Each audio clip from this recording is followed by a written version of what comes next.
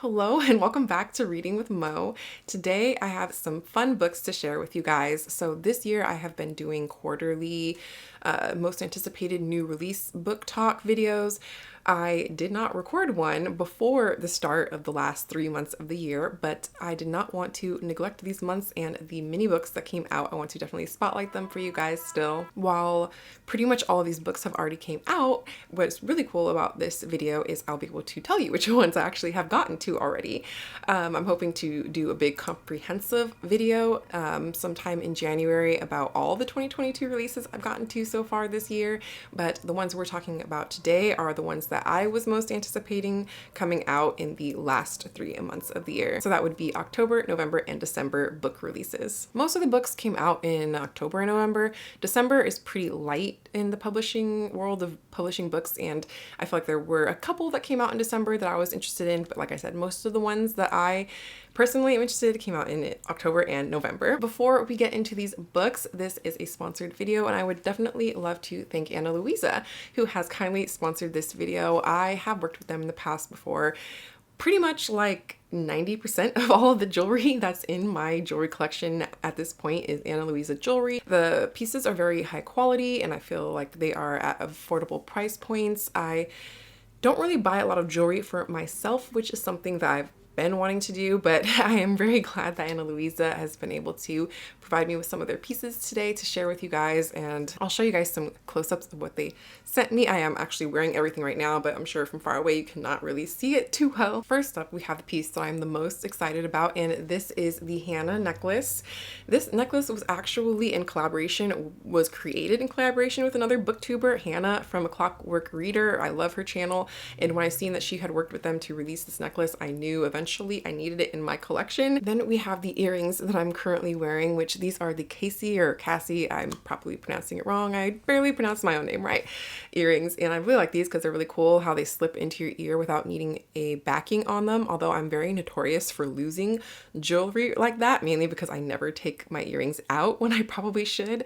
I think these are really cute and I love the design on them. I also have on another earring from them, which is one of their ear cuffs called Sirius, which is kind of obscured by my hair right now, but I love ear cuffs so much. And then lastly, we have this bracelet of theirs that I am wearing. This is the Lorena bracelet, so I think this is going to become my new everyday bracelet. I love how simple it is. With Ana Luisa as well, their products and their packaging are carbon neutral, which is cool as well. These make awesome gifts for people in your life, as well as possibly a gift for yourself. I like to gift for myself all the time, so yeah, I definitely won't judge you if you do that there. Ana Luisa is currently having a sale on their website, so I'm going to go ahead and leave the link down below in the description box. You guys can go ahead and head there to check out everything that they have for you. Now on to the books I can't wait to share with you guys. There are 15 books in total that I'm going to be showing you. I will go ahead and include the pictures of the covers to my side here. So let's go ahead and start off with the books that came out in the month of October. First up, we have Savor, A Chef's Hunger for More by Fatima Ali.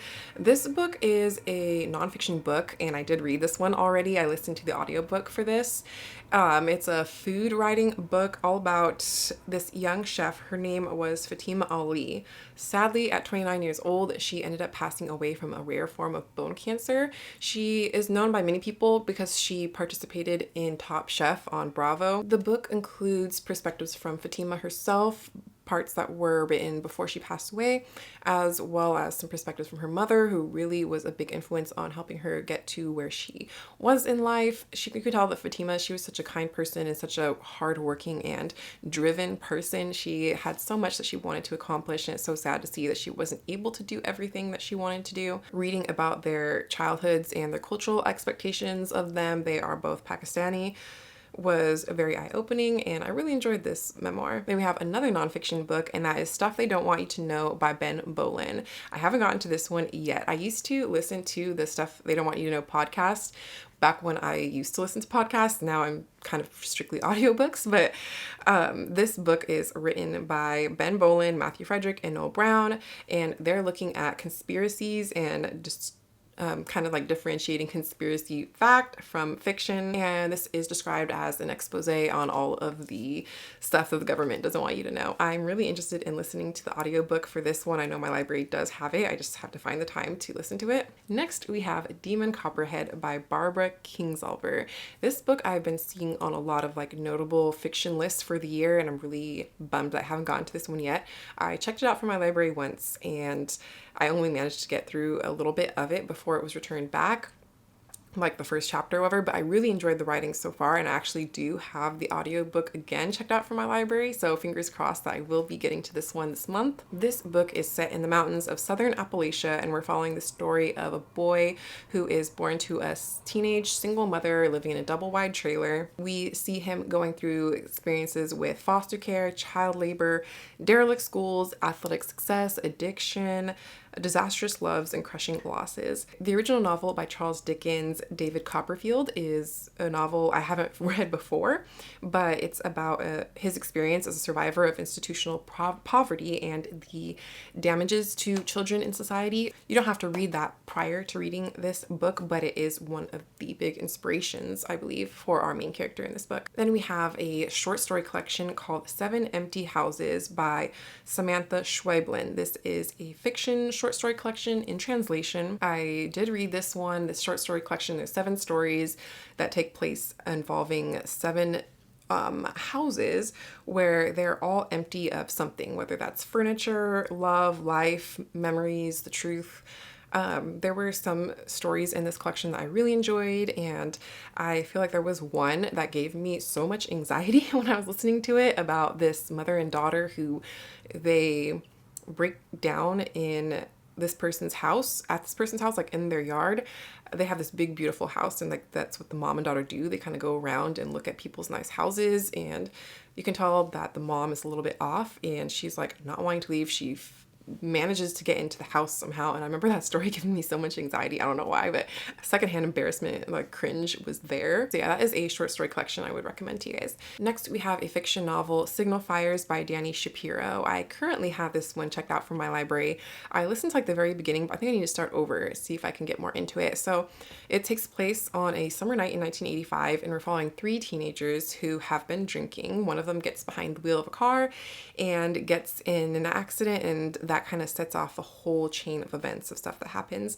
So I definitely want to get to this one, hopefully as well this month soon too, because I do have it checked out from my library currently. Then we have Anywhere You Run by Wanda M. Morris. This book is a mystery thriller novel. I'm on hold for this one at my library right now. They only have the ebook version of this one. I haven't read the author's other book, which is All Her Little Secrets, which is one I have heard a lot of things about. I feel like I've seen around a lot. The plot of this book is the murder of a white man in Jim Crow, Mississippi, and there's 2 Black sisters who run away to different parts of the country. But will those secrets be able to stay hidden in the past? Probably not, so I'm definitely going to be hopefully reading this one soon whenever my hold comes through. Then we have the last book for the October releases, that sister novelist, the trailblazing Porter sisters who paved the way for Austen and the Brontes by Devani Lucer. This is a history nonfiction book. So apparently before the Brontes or the Austens, there was another literary pair of sisters, and these were the Porters. They were contemporaries of Jane Austen. Between the 2 of them, they published 26 books, and they had a lot of global fame, but apparently throughout history, like, they have kind of become forgotten. So I've never heard about them, and I'm definitely interested in hearing about their story and kind of how it is that we haven't really heard about them or know about them as much now, even though they were in their time more well known. Next, we have the books that came out in November. The first one is Strega by Johan Leek Holm. I'm currently on hold at my library for this book. I don't remember if it was the ebook or the audiobook though. This book is supposed to be very atmospheric and a gothic story, which I am definitely all about that kind of vibes. And we're following 9 young women who are all sent to work at this remote alpine hotel, and then what happens when one of them goes missing. The next book I actually just started, and it is the best American food writing of 2022. edited by Sylvia Killingsworth and Sola L. Whaley. This is an essay anthology all about the best food writing. So I am very excited. I am slowly getting my way into food writing and discovering that I actually do have a love of it, which I kind of already figured I was going to, because I do love books that have, like, just fiction books that have a lot to do with food and like descriptions of food and stuff. So I've read a couple of the stories so far on this one, and or the essays so far, and I'm really enjoying it. And I'm hoping that I continue to feel that way, because there are one of these published every year since 2018. So I have a lot of other ones that I can pick up as well if I do enjoy them. They actually have a few different one of these are the best American writing, like different themes. Like I know there's like a science fiction one, I think a fantasy one. I forget, there's like a few other different genres that they have like compiled all together, and I am interested in trying a few of those other ones as well, but I'm kind of going to see first how I feel at the end of finishing the one on food writing. And we have another nonfiction book. I haven't gotten to this one yet. It's The Grimke's The Legacy of Slavery in an American Family. This is by Carrie K. Greenidge. This one's described as a counter-narrative of the legendary abolitionist Grimke sisters, and that finally reclaims the forgotten Black members of their family. I haven't heard of them before, but they are revered figures in American history, famous for rejecting their privileged lives on a plantation in South Carolina to become activists in the North, but retellings of their story have obscured their Black relatives.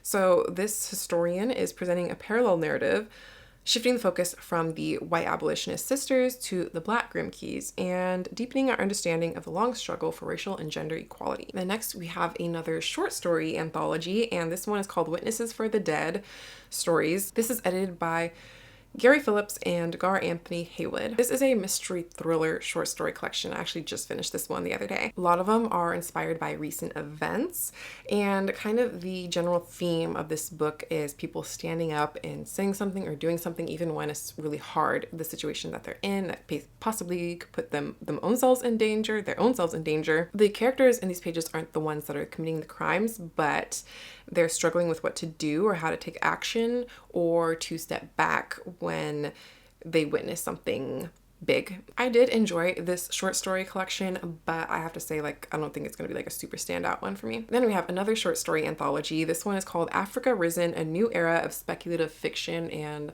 first off, when I just seen the cover reveal on this short story anthology a few months ago, I just knew I was going to be anticipating it. I was going to read it, and I actually just checked out the ebook for this one from my library.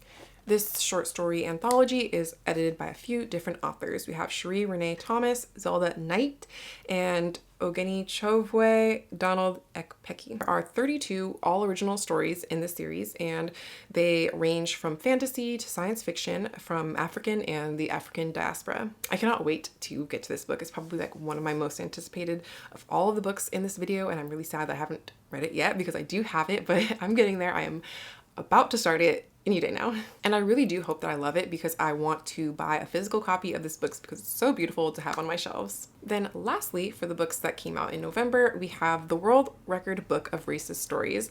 This is a humorous essay collection, nonfiction, by Amber Ruffin and Lacey Lamar. These are supposed to be a collection of hilarious intergenerational anecdotes full of absurd detail about everyday experiences of racism. I don't read a lot of books that would generally be put in the category of like humor, comedy and stuff, but I do want to give this one a try and see that if potentially it's something I would like to attempt to read more of. Now we're finally onto the books that came out in December that I most anticipated, and there's only 2 books actually in December that really caught my eye that I wanted to share with you guys. The first one I'm on hold at my library with right now, and it is a mystery thriller called A Mother Would Know by Amber Garza. This is a psychological thriller and is following a mother and a son. So they are estranged, but he ends up moving back home. But it forces them to have to confront memories of his disturbing behavior when he was a teenager, when there was a local woman who was found dead. So Valerie, the mom, she's been forgetting a lot of things, and she believes that she may be getting early onset Alzheimer's. Because of this, she asks her estranged son, who's about 25 years old, to move in, but things aren't exactly going as she expects. He kind of falls in with the same crowd that he was with back when they used to live together. A week later, there's a young woman who is found murdered about a block from their house, and Val remembers, the mom is remembering the way that her son was looking at her, and remembering the night of her death that her son had been out till like 3 in the morning. And so she's very suspicious of her son. I cannot wait to get to this one. This sounds like an audiobook I'll be able to fly through. Then lastly, we have a nonfiction book, and that is The Tudors in Love, Passion and Politics in the Age of England's Most Famous Dynasty. This is by Sarah Gristwood. In this history nonfiction book, it's about the Tudor dynasty, showing how the rules of romantic courtly love shaped the politics and certain diplomacy of that period. It's looking at the questions like, why did Henry VIII marry 6 times? Why did Anne Boleyn have to die? Why did Elizabeth I's courtiers hail her as a goddess come to the earth? As someone who enjoys like the more interesting parts of history like this, I feel like this book is going to be very entertaining. So those are all the books that I wanted to share with you guys today. Let me know if you read any of these, what your thoughts on them were, or if there's any other books that came out in the past few months that you think that I missed that I should have included on this list. Once again, thanks to Ana Luisa for sponsoring this video. Don't forget to check out the link to their sale down below in the box if you want to go ahead and check that out. I will see you guys soon, very soon, with another video. I think my next one coming out is actually going to be my vlog. So I'm attempting to read 30 books in 30 days. So if you want to see part 2 of that vlog, I believe that will be coming out very shortly after this. So I'll look for me there, and I'll see you guys next time. Bye.